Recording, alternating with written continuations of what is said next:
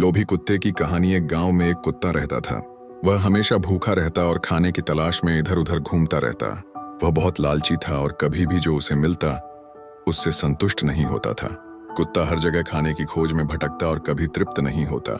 हर बार जब उसे खाना मिलता तो वह खुद से वादा करता कि अब वह जो मिला है उसी में खुश रहेगा और ज्यादा नहीं चाहेगा।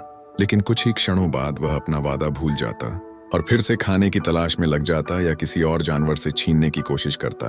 एक दिन हमेशा की तरह वह खाना ढूंढते ढूंढते घूम रहा था।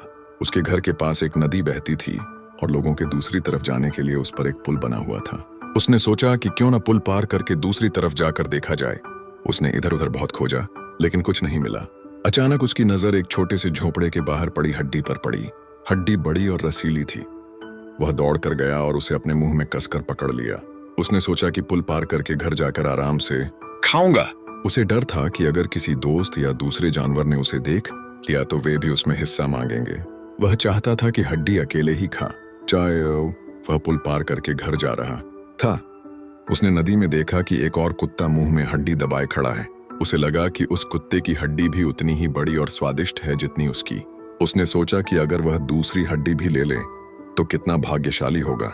उसने उस कुत्ते से हड्डी छीनने के तरीके सोचने शुरू कर दिए।